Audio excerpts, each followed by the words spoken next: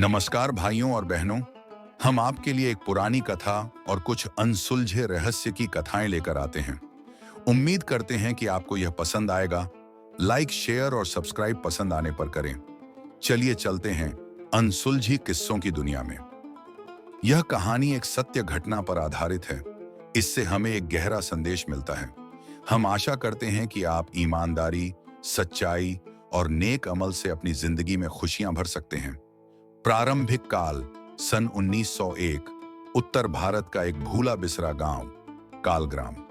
कालग्राम नामक ग्राम, जहां सूरज भी डरते डरते उगता था, एक ऐसा स्थान था जिथे कोई यात्री एक बार पधार कर पुनः लौट कर न आता। ग्राम के अंतर्गत स्थित एक प्राचीन हवेली, एक वीरान ताल और निर्जन वनों के संबंध में अनेकों कथाएं कही जाती थीं। जनश्रुति थी, पूनम की रात्रि जब पूर्ण नीरव हो तो उस ताल के निकट एक स्त्री का रूप प्रकट होता। उज्ज्वल चंद्रिका सी आभा युक्त, पांव धरणी से परे, स्वर्णिम वस्त्र में लिपटी। उसे ग्रामवासी चंद्रिका कहते।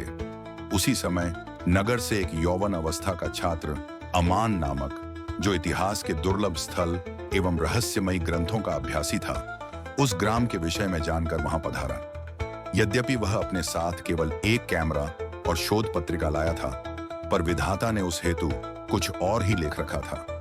हृदय का बंधन, एक अलौकिक आत्मा संग।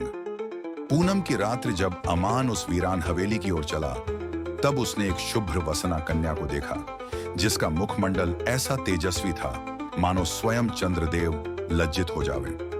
जब उसने अपने नेत्र उस रूप से हटाए, तभी एक स्वर पीछे से गुंजारित हुआ, मुझे मत भूलना। वही थी चंद्रिका। वह न जीवित थी न मृत, एक स्थगित श्वास, एक अधूरी प्रीति। अमान उस क्षण से प्रति रात्रि उस ताल पर उपस्थित होता। चंद्रिका उसे प्रतीक्षारत मिलती। उसने अपनी व्यथा कही।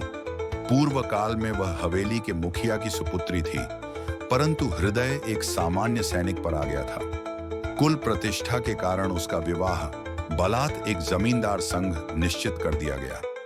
उसी रात्रि उसने प्राण त्याग दिए और आत्मा वहीं बंध गई। किंतु अमान को देख उसकी स्मृतियां जाग उठी। उसका विश्वास था कि अमान उसी सैनिक का पुनर्जन्म है।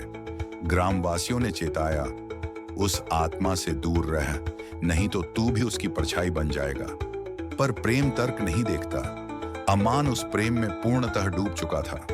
एक रात्रि चंद्रिका बोली, मुक्ति चाहती हूं, पर वह तुझे अपने प्राण देकर ही संभव होगी। अमान ने मन में सोचा, क्या यह मोह है या सच्चा प्रेम? पूनम की ही रात्रि ताल के मध्य एक प्रस्तर खंड पर दोनों एकत्रित हुए। चंद्रिका का स्पर्श शीतल था, पर उसके भीतर एक अद्भुत ऊष्मा थी।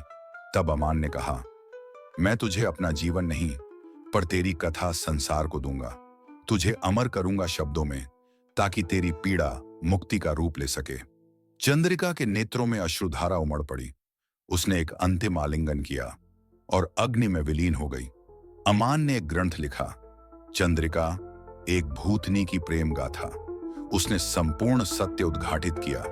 जन उसे पागल कहे, परंतु जो कोई उस हवेली जाता, उसे रात्रि के तृतीय प्रहर में एक सुगंध एवं कोमल स्वर में गाया जाता एक विरह गीत सुनाई देता।